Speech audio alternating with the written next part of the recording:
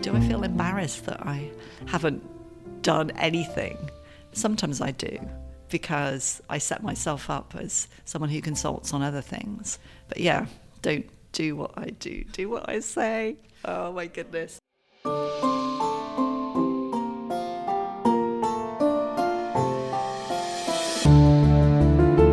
Over the last few weeks, in addition to stories about Dubai's entrepreneurs, we've also been getting behind some of the characteristics that helped shape their journeys. Today's guest exhumes all the characteristics we've come to expect from an entrepreneur, having built her brand from the ground up into an award-winning food blog with a tremendous and loyal following. So pull up a chair and join the conversation with Sally Prosser, founder of My Custard Pie, who told us the tale of how credibility is key to growing your brand in a social media world where trendy trumps timeless. I'm Chirag, and you're listening to Tales of the Trade from Amaya FM.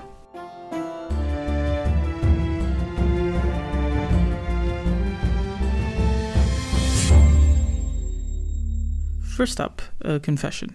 I used to be a food blogger. And I say that not because some kind of long-standing guilt has come over me, but because that is how I first met Sally.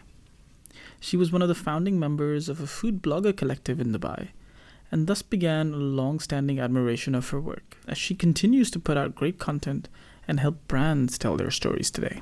Sally first dabbled with blogging many years ago, back in the days of dial-up modems and getting charged by the minute to connect to the World Wide Web. Now, if you're unfamiliar with some of the terms in this segment, I'm jealous of you, young millennial. But also I would recommend checking out episode 9 of Tech Tree, one of the other shows we have here on Amaya FM, where we talk about retro tech that shaped the 90s. But anyway, as I was saying, My Custard Pie's early roots go way back to those days when GeoCities was a thing.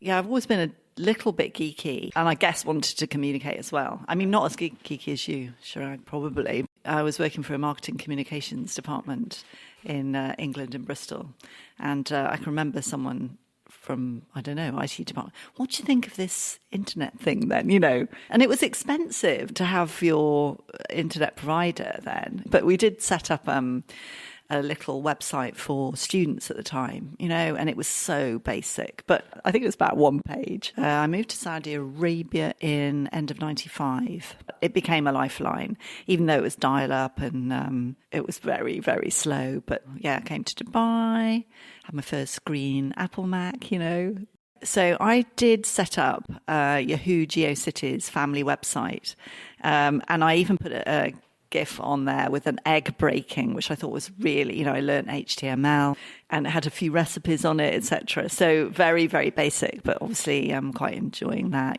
Uploading images was a nightmare and things like that. And then I worked for a non-profit for 5 years. I helped set one up. It was the early days of social media as well. And I set up a blog for that as well. So I saw the opportunity for a non-profit and it was really good.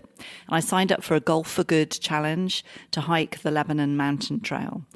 Now, for fundraising, people did different things, had a stall in Safa Park, but that really wasn't my route. I was like, okay, I need to target some sponsors. I need somewhere to put their logos. So I thought, blog. So I set up my first WordPress blog for me personally and sort of got on social as me. I was Sally Two Hats on Twitter in those days. And I sort of stepped out from the shadows, which is probably the other way around from people, and absolutely loved blogging. Just dived into it, really enjoyed it. So I was looking at all the preview stuff, how I got fit, how I raised funds. Then I was thinking, what other blogs are out there? And found food blogs and thought, yes, this is it. So on a whim, set up a food blog with no direction and a silly name. Now, a silly name might seem really normal today, viral even. But back in 2010, people used their own names to write, or conceived of formal-sounding brands to encapsulate the work they did.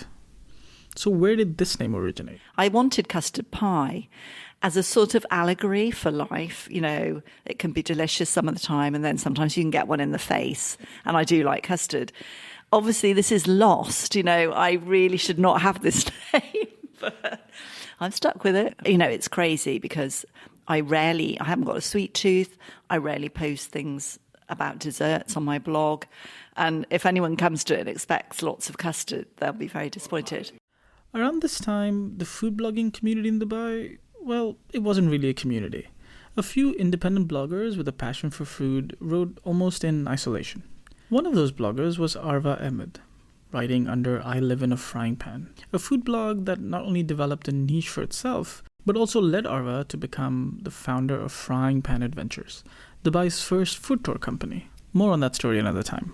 So in 2010, armed with her food blog, Arva started searching for other bloggers like herself. And that led to a friendship that heralded a takeoff point for the food blogging scene in Dubai, thanks to Sally and Arva banding together to nurture a community.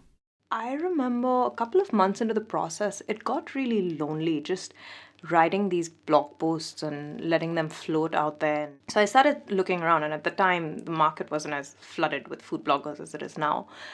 And I came across this lady who seemed to have a pretty considerable following, but more important than that, she had a really credible voice.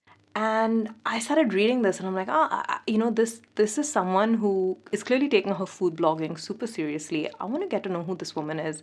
And so I left this creepy comment on her blog thinking that nobody reaches back out to someone who's looking for a food blogger friend in the internets. And weirdly enough, Sally actually responded. And I think things were just different back then because, again, there were fewer of us. The people who were in it were just like super wildly passionate about it, didn't care so much about stats and followers and all of these things. We, hit it off. We met other food bloggers and then we formed this group which eventually became known as Fooderati Arabia. And we stuck with this for a couple of years. We were really the moderators of the group, trying to curate we were trying to curate different events and get food bloggers together, try to set certain standards. And then I think over time, it exploded so much that we sort of just went away and started to do our own stuff. And so, we were a little community. I think the first event we went to, there were about 5 of us. And we used to go out and we were very enthusiastic, and it was early days. And I really value all the contacts I've made as friends, all ages, all backgrounds. But one thing in common, we just loved food and talking about food and learning about food. So it's interesting as well that you actually started the business route. I mean, as a blog, though, granted, maybe not as My Custard Pie, but your experience with writing online or doing things online all the way back actually was a business-oriented approach. And then now we're here in 2018 and you don't want that at all. It's not that I don't want it. I do content creation and digital strategy for other people's accounts. So I am looking after their businesses. So I see the potential in a business route. But yes, you're right. I do not monetize My Custard Pie at all. It's loads of work, and it's not that I'm anti that, but I haven't seen a way of really monetizing and making it into a business without completely ditching my core principles. So, for instance, I find it very difficult to find sponsors because in food, they're usually processed food manufacturers, and I can't. I mean, I'm not interested. I could only promote and stand for things that I really, truly believe in, because that would be not true to myself, and it would just completely undermine any credibility with my community. So I haven't really found any partners that I could really work with. Perhaps on travel, but it has been more collaborations, for trips, etc. Yeah, which is great. But if people think it's a free holiday, it certainly isn't. You absolutely pay in content creation and you can come back absolutely exhausted. And then you have to write more posts. You're creating content and sharing all the time. So it's fantastic. And I have, visited some amazing places. But yeah, again, that's not value. It's not lining my pockets or giving me. But, I do feel that's something that people say, bloggers getting all this stuff.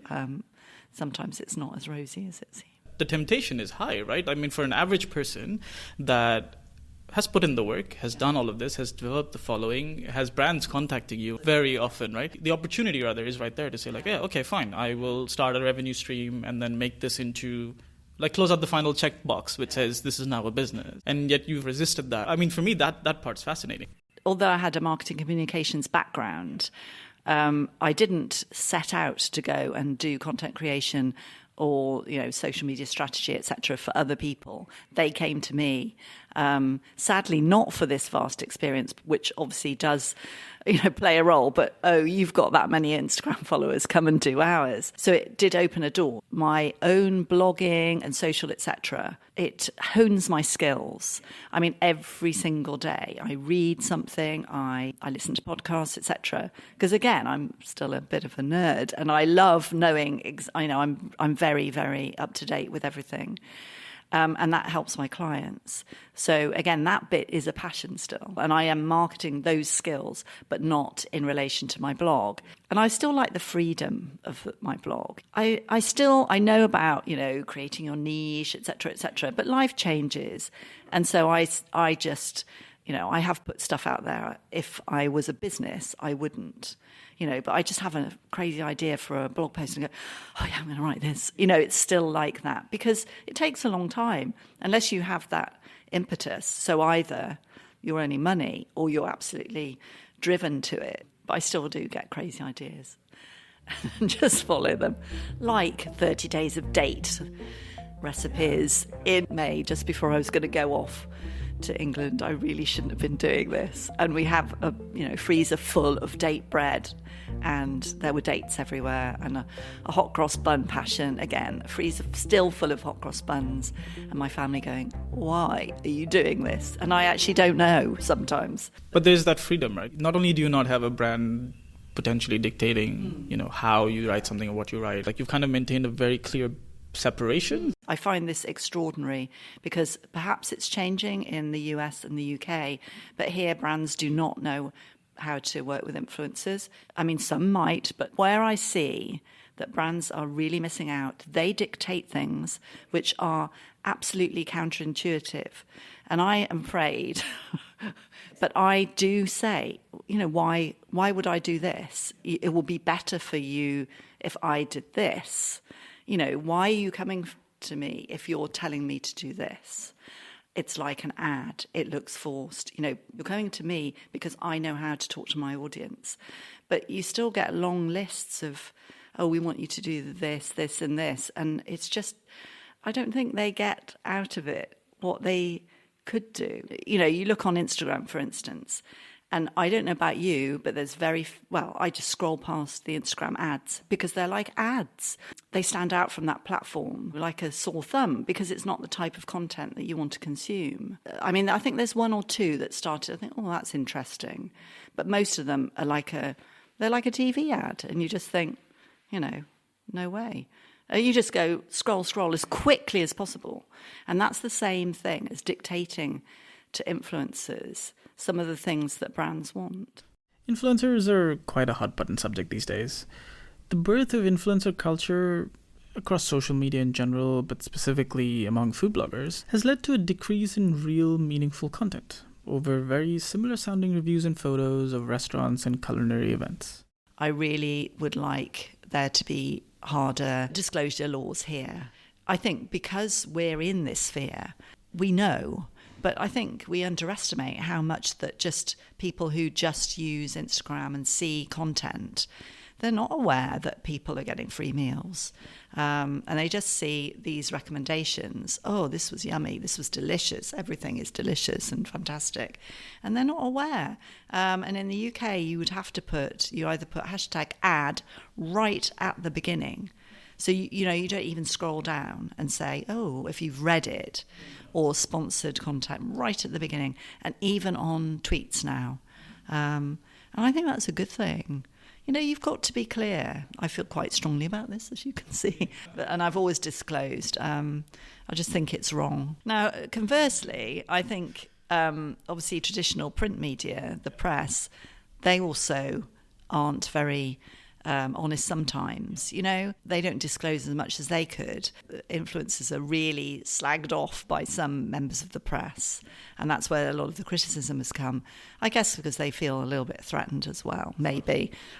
Sorry, don't hate me. I'm just assuming there, but I think there are muddy waters across it all. But I think it's this, because there's this huge groundswell of digital influencers.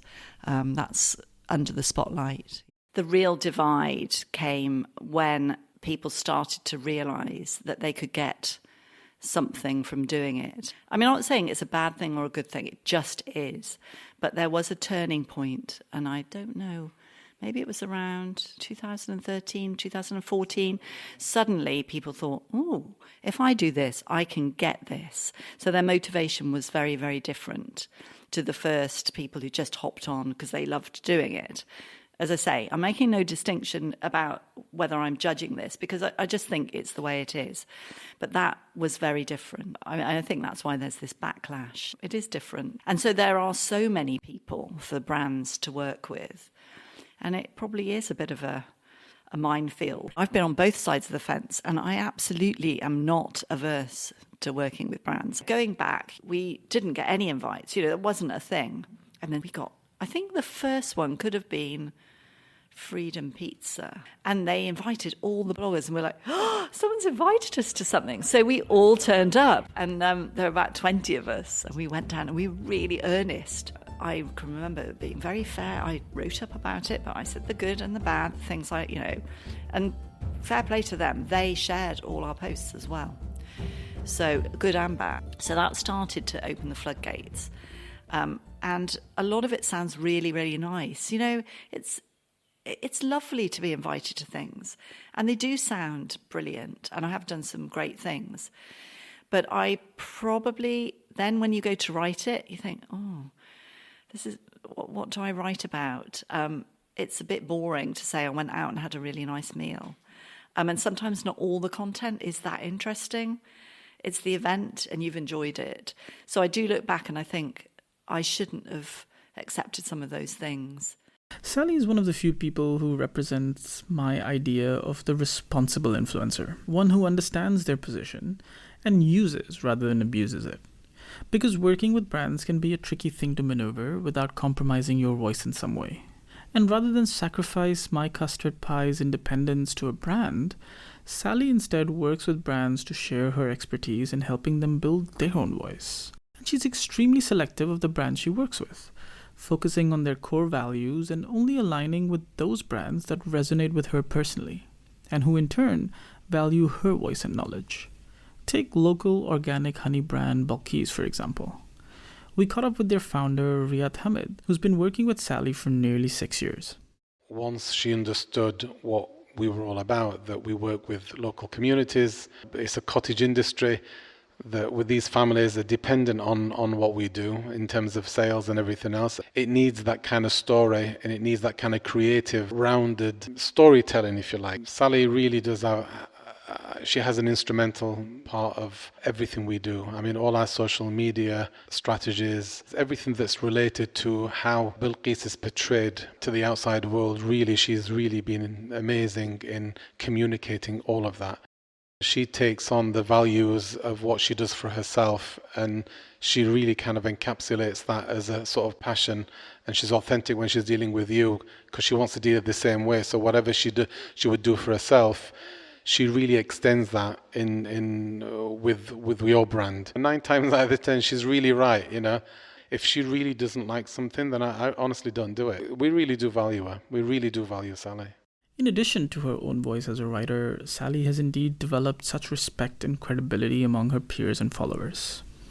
So what comes next? I do feel I've got to 8.5 years and something needs to change because it is, and it's harder and harder work. It's more time consuming than it ever was. When we come back, Sally reflects on living the dream life, what comes next for My Custard Pie, and a little bit about Instagram husbands. Worried about the clutter in your physical space around you, your digital life, and even staying organised in your mind? I'm Shalina Jakia, and each week we bring you a short and sweet episode on how to organise and declutter all aspects of your life. Just look for Declutter Me in your favourite podcast player or visit declutterme.com/podcast. Brought to you by Amaya FM. Welcome back. You're listening to Tales of the Trade and the story behind My Custard Pie. This episode was produced by Gaya, and original music for the show was composed by Reiner Erlings. In addition to being a consummate blogger, writer, brand consultant, Sally is also a dedicated mom of two and a wife. Now, this is in slight contrast to newly minted content creators, many of whom start really early in their lives and have a sense of urgency to monetize. And yet, Sally's taken a different approach. Does she feel the pressure to go from brand to money-minting business, though? Pressure, perhaps, to warrant her place in the blogger community? Do I feel embarrassed that I haven't done anything? Sometimes I do, because I set myself up as someone who consults on other things. But yeah, don't do what I do what I say. Oh my goodness. It's a time-consuming hobby, and that it does expand my knowledge. I've made amazing friends around the world, and so it enriches my life. Yeah, I went to a conference in June called Blogtacular, and although it's bloggers mainly for creative businesses, again, part of my justification for going was not only to inspire my own blog again. I love to keep up to date and current, and that new wave of community. I love meeting people through that. It is to enrich the services that I'm giving to my clients. But I do feel that sometimes I might be judged. You know, people think, oh, I have had one person I worked for a long time ago said, oh, only young people can do social media, which I was like, oh. And they were about the same age as me, which I just thought, okay. But I do feel it's quite, maybe this is a judgment I'm putting on myself, but I feel I need to really prove that I am just as current. And for my own personal standards, professional standards. Do you feel like you're almost living a dream, like you're doing everything that you're passionate about? I mean, you know, from the outside, who might think like, wow, that's a great setup. You have the credibility, the great following. You can write about what you want. You're not, I don't say you're not under pressure. I mean, you're thinking about it all the time, but you have the ability to say, no, I'll wait until I figure out how I'm going to monetize it and deal with that. Now, you've made me think here. Very big time. Because living the dream with me that I blogged full time, but I can't while I don't monetize. So there you go. That's my conundrum. Like everyone, I have strains and stresses in my life. But yeah, the blogging side is my little piece of hardworking tranquility. I don't know. I still love doing it. Cooking in my kitchen, going out and finding people who make food, really digging down into environmental things as sustainability. Now, it's not really that difficult to spot a blogger at a restaurant or cafe. You'll often find them standing on chairs for that perfect angle, or walking around the space, plate in one hand, camera in another, hunting for that right light. And when you're a blogger, it also means that your friends, your family, literally anyone who's eating with you, becomes a blogger too. So to have been doing this for 8 years, how have the people in her life handled it? I mean, the whole family do roll their eyes when I'm off on one, you know, doing some particular project. And, you know, they know certain things. Oh, yeah, Mum, do you want to photograph this before I eat it if we're out? I don't do that very much because I think food should be eaten hot and we're there for the experience, unless I'm doing it for a client, obviously, which is very different. I'm not going to stand on a chair in a restaurant. But I might take my dish outside myself for a better light. And I will definitely sit by the window. I will check out a restaurant for how it photographs. But those are just little things. I mean, my girls are very supportive. And again, we've done some nice things together as well. So they see the benefits, but they see the background as well. So that's good. I don't have an Instagram husband, and there's no way he will film or take lovely shots or stand in the background, doing these things. Well, he won't mind me saying this. He's not a good photographer either. So no, humouring me, supporting me, but getting actually involved, unless it's tasting things. No way. But I guess, that's like everyone with blogging. Sometimes people get into a real niche about mummy blogging. I mean, and then their children grow up. What do they do? Or blogging about teens. So it's something you sometimes don't think about, how your life will change when you dive in. But it is something for people to think about. How does someone like you deal with writer's block? Time only. I have about 200 draft posts of things that I still am really interested in. I just need to have time to finish them off. Never have writer's block. It's just time. I have to write in the morning. I can't write at night. That's when I'm very slow and it's very hard. So, yeah, I have to just get up earlier and then, the words flow. Yeah. I mean, I do edit a lot. I'll go back and rewrite a lot. That's probably why it takes time. But, first thoughts, love it. Again, it's something I love to do. Tell me about a mistake you made. Name. Not setting up an email list from the beginning. Okay. I mean, they just tend to be small ones, taking a shoot in a certain way and you look back and think, oh no, the light was so awful. Just in quality standard, you have to make mistakes to learn from them. And I look back and I was exhausted because I felt I had to write these things up. And some of my past blog posts of a certain era are a bit of a mishmash. And I don't think they're that interesting. So, I think my head was turned for a while. But I think I'm much more focused now. And I wouldn't do those now. I don't like those roundup posts. This continuous introspection lies at the heart of building your true voice. It's easy to get deterred sometimes if you're someone who's toying with the idea of building your presence and thinking, well, enough people are doing this already. What value does another opinion of the same thing have? The big thing about engaging with people is sharing enough about yourself. That's why people are interested. It's very easy to compare sometimes. I think, everyone's written about this particular location, but you haven't. And that's what people connect with. And they want you to share enough so that they see the behind the scenes, it's not me saying this, it's everyone saying this, but it's how much you share. But it is part of the story that people relate to. So it is about creating a niche for yourself, finding those things that intersect between what you enjoy sharing and what resonates with your audience. And in an age where blogging and writing are considered long formats, you have to explore the instant content platforms as well. One thing I get a lot of feedback about is when I step out of my front door in the morning with Hazel. Hazel is Sally's border terrier and trusted morning walk companion. And I can confirm from personal experience that she's just as lovely in real life as she comes across on Sally's Instagram stories. I get lots and lots of direct messages about that just people like coming on that walk with me. And that's something I wouldn't have predicted. But, I do like that. It's genuine again, that I like that quiet. I like looking at the little details. That's why I take photos and share them.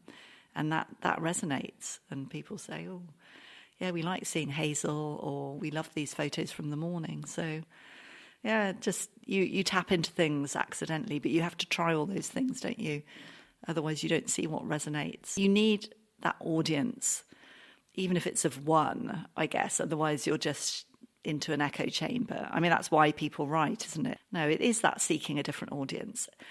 And that's very different from the likes and the comments on social media, which is basically what the algorithm shows people. That's very much, you have to just have that distinction. And that's hard sometimes. It is easy to judge on those little ticks and taps and, comments, but, try and put that away in a box. Understanding what resonates with your audience, staying genuine when you share, and being selective and careful about the partnerships you foster all play their part in creating your authentic voice. But the true measure of it all doesn't come just from saying it, but also from the trust you actually earn from the people around you, whether it's those you work with, your followers, or even your peers. And as we led up to our interview with Sally, I couldn't find one person who wouldn't use the word genuine or credible when talking about her. And that says a lot. I love who she is as a person. The person she is on social media, the person she is on her blog is actually the person that you meet. And I think in this day and age, that is very rare. She is one of the most genuine people with a lot of integrity and a lot of ethics. And I respect her and I admire her for that. We lose sight of it sometimes, but make no mistake, quality content creation is hard work. Sally showcases something every entrepreneur should have: the courage to not compromise, to maintain personal and professional credibility in an age of instant rewards, and watching people around you constantly give in to those temptations. It requires introspection and self-awareness, and owning your own truth.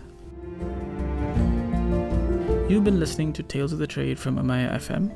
If you haven't already, you can subscribe to us in Apple Podcasts, Google Podcasts, any podcast player, and even in streaming apps like Spotify and Angami.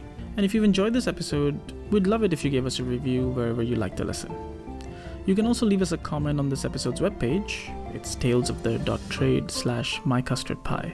And you can also follow us on Instagram for more content. So many tales to be told, so many stories to be shared. Pull up a chair and join the conversation.